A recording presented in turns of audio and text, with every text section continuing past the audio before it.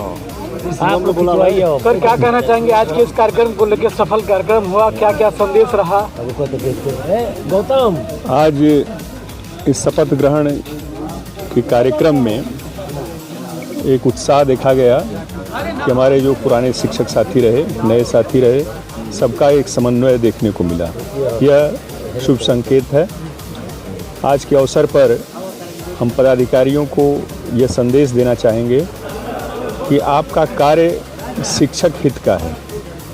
शिक्षक हित के लिए आपको अपना सर्वस्व कुर्बान करना होगा, तभी आप संगठन के कार्यों में अपनी जागरूकता साबित कर सकते हैं।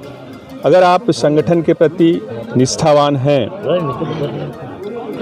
तो शिक्षकों का स्नेह भी आपको प्राप्त होगा। मैं उम्मीद करता हूं कि नई कार्यकारिणी अपने इस अभियान में जागरूक होगी और आने वाले दिनों में संगठन की धार को मजबूत करने में अपनी तत्परता दिखाएगी।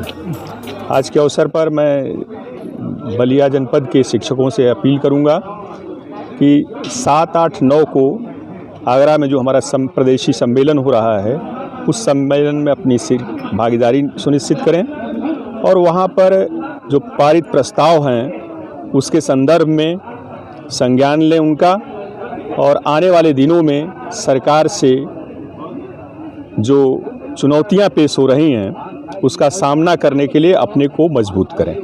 सर, मंच से आपने राजनीति से जुड़ते हुए कुछ सवालें की, कुछ मंच से आपने वक्तव्य कहे कि बटोगे तो कटोगे, क्या संदेश रहा वो इस नारे का? ये राजनीतिक संकेत हमारा नहीं है, राजनीति से लिया गया एक नारा है। जो लोग राजनीति कर रहे हैं वो राजनीति करें, हम लोगों का काम राजनीति करना नहीं, हम लोगों का काम शिक्षक हित रखना है। सरकार ने नारा दिया, बटोगे तो कटोगे, एक रहोगे तो सेफ रहोगे। वही फार्मूला हम अपने ऊपर लागू करते हैं कि हम अगर शिक्षक एकजुट रहे, अपनी ताकत का प्रदर्शन करें, तो आने वाले दिनों में हमारी उपलब्धियों को कोई छीन नहीं सकेगा। अगर हम एकजुट नहीं हैं तो आने वाले दिनों में हमको विभाजित करके हमारी जो उपलब्धियां छीनी जा रही हैं उससे और भयंकर परिणाम सामने आएंगे। मतलब मानते हैं कि मुख्यमंत्री का ये जो नारा था सही है? वो बिल्कुल सही है। बताएं जरा। मैं डॉक्टर राघवेंद्र नारायण सिंह, नवनिर्वाचित जिलाध्यक्ष उत्तर प्रदेश माध्यमिक शिक्षक संघ। सर, आपको अध्यक्ष के रूप में चुना गया है, आज शपथ ग्रहण समारोह भी था। अब आपको ये दायित्व मिला है, किस तरीके से निर्वहन करने का आपने फैसला लिया है? मैं अध्यक्ष बनने के पहले इस जिले के महामंत्री के जिला मंत्री के रूप में 2 बार निर्वाचित हो चुका हूँ और मैंने करीब 10 वर्ष से अधिक से इस संगठन की सेवा की है। उसके उपरांत मैं इस चुनाव में अपने लड़ करके और विजयी होकर के आया हूँ। हमारे सामने तमाम प्रकार की कठिनाइयाँ इस समय मौजूद हैं जिले में। आप लोग जानते होंगे अभी वहाँ एक धरना भी चल रहा है जिला विद्यालय निरीक्षक कार्यालय पे। धरना की स्थिति क्यों पैदा हुई, इससे भी आप लोग अवगत होंगे कि पूर्व जिला विद्यालय निरीक्षक और संगठन की शिथिलता के गठजोड़ का परिणाम रहा कि इस प्रकार के लोग और इस प्रकार की धरना की स्थिति पैदा हुई। ऐसे में हमारे सामने संगठन जिस तेवर की अभी बात कर रहे थे पीछे हमारे मुख्य अतिथि महोदय, कि जो पुराना तेवर हुआ करता था कि संगठन की एक आवाज़ पे हमारी समस्याओं का समाधान हो जाया करता था, उन संघर्षशाली इतिहास और संघर्षों के बल पे प्राप्त उपलब्धियों के गौरव वाले दिनों के वापस लाने के लिए प्रयास करना हमारा प्रथम दायित्व होगा, कर्तव्य होगा।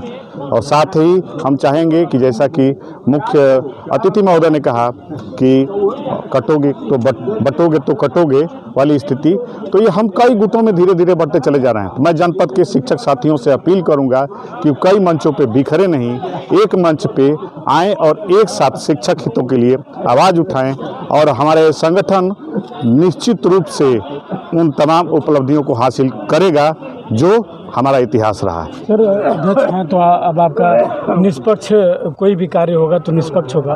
अगर इस बीच अगर कहीं शिक्षक भी कहीं गलत पाए जाते हैं तो आपका उनके ऊपर किस तरीके का कार्रवाई रहेगा? देखिए, शिक्षक गलत कहाँ पाया जाता है?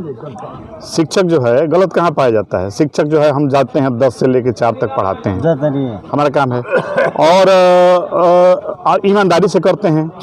10 बजे घंटी बजा करके देहात के प्रत्येक विद्यालयों में हम उपस्थित होकर के वह शक्ति हमें दो दया निधि करते हुए पूरी समाज को बताते हैं कि हम उपस्थित हो गए और हम उपस्थित होकर के अपने कार्य के प्रति लग गए हैं। तो ऐसे शिक्षक में गलती की कहीं संभावना नहीं है, कहीं कोई आर्थिक लेन देन है नहीं हमारा।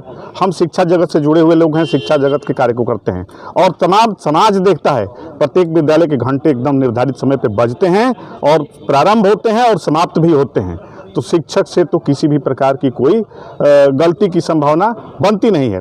फिर भी यदि आपका इशारा जिस तरफ था कि ऐसे लोग हैं जो अपने कार्यों में हिला हवाली करते हैं या संगठन के नाम पे आते जाते हैं और कुछ करते कराते हैं, उन सब बातों में इक्का दुक्का लोग कहीं होंगे, लेकिन ऐसी स्थितियां नहीं है। हमारा शिक्षक जो है मेहनती है, कर्मठ है और राष्ट्र निर्माण की दिशा में अग्रसर है। Thank you sir.